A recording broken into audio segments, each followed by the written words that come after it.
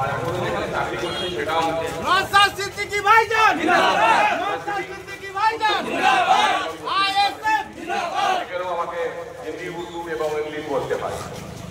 বাঙালি হিসাবে আমার আন্দোলনের পর বাংলা নিয়ে চর্চা, বাংলা কথা বলা অনেক সুযোগ কম পেয়েছে।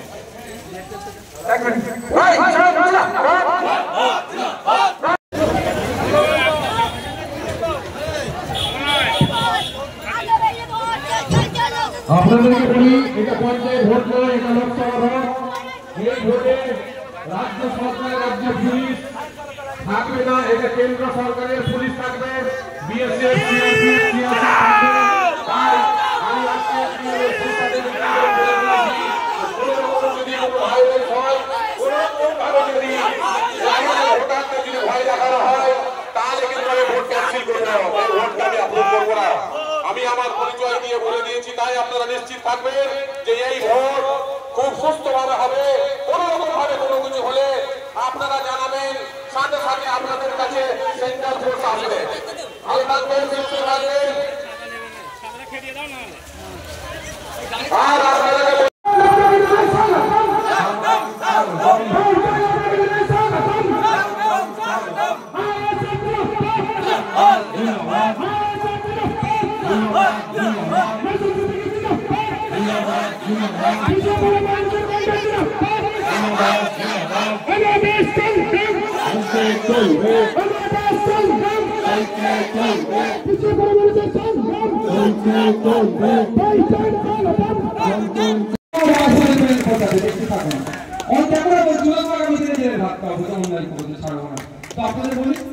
আমরা দেখবো আমাদের নামে কে মিথ্যা কেস দিয়েছে। যদি বড় লোক হয় মানহানি মামলা করবো। আমার ভাই ঘটনা আমাদের শামসুলের নামে মিথ্যা কেস দিয়েছে, জামিন হবে 2 বছর 3 বছর পরে ডিসমিস হয়ে যাবে কেস। তারপরে শামসুলকে দিয়ে ওর নামে মানহানি মামলা করবো, আমার মিথ্যা কেস দেবো। আমি ওকে বলবো মানহানি মামলা দেবো।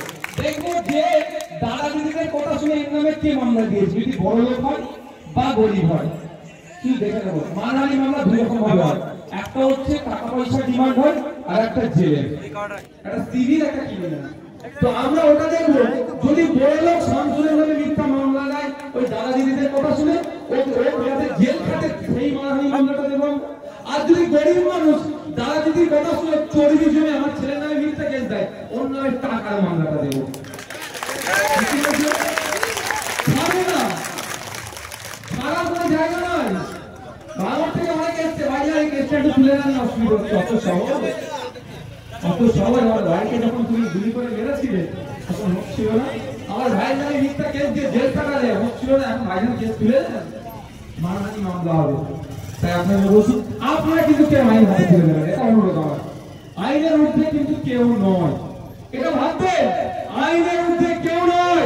এখন যদি নির্মল মাঝি সাহেবদের সাথে একটা সেলফি তুলে চায়নার নেতা ভাবে দাদার হাত আমার কাঁধে আছে, পুলিশ কিছু বলছে না, আইন বহির্ভূত কাজ করছি, আগামী দিনে মাথায় রাখবেন শাহজাহান শেখের কাঁধে কিন্তু অভিষেক ব্যানার্জি, মমতা ব্যানার্জি হাত থাকার পরেও জেলের ভাত শাহজাহান শেখকে খেতে হচ্ছে।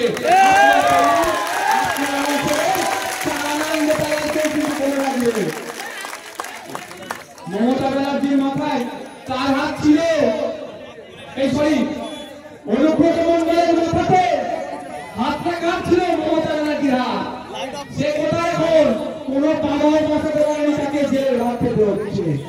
পার্থবাবুর সাথে একাধিক নেতাদের হাত ছিল, মমতা ব্যানার্জি, অভিষেক ব্যানার্জির হাত ছিল। জেলের ভাত খাওয়াতে আটকে ফেলেছে, অন্যায় করছে, জেলের ভাত খাচ্ছে। আপনাদের বলবো, আপনাদের পাড়ার চালানো নেতারা একটু অনৈতিক কাজ করে তাদেরকে একটু সতর্ক হয়ে যায়, নাহলে জেলের ভাত আগামী দিনে খেতে হবে, মাথায় রাখবে। আমরা চাই সহযোগিতার রাজনীতি, আমরা চাই মারামারি হানাহানি বিহীন রাজনীতি, আমরা চাই রক্তপাতহীন রাজনীতি, আমরা চাই মমতা ব্যানার্জি শুভেন্দু অধিকারীকে ডেকে যেমন বিধানসভার মধ্যে চাপ খাইয়েছে, এখানকার কাজরা এই মোড়ে তৃণমূল, বিজেপি, আইএসএফ, কংগ্রেস দেখার দরকার নাই। যার যেমন ভালো লাগবে করুন, প্রত্যেকটা নেতারাই চাকরি করে বসে একসাথে টাকা। এই সমাজের সকলে ভালো থাকবে, সুস্থ থাকবে, মিছিল করে আপনার বাইরে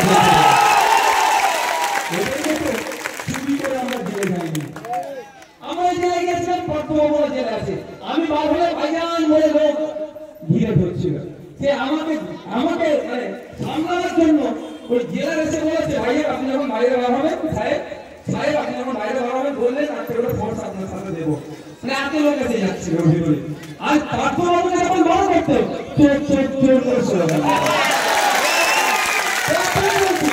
আপনারা যদি জেলে যান, আমি আপনারা বলছি সম্মান পাবেন জেলে গিয়েও।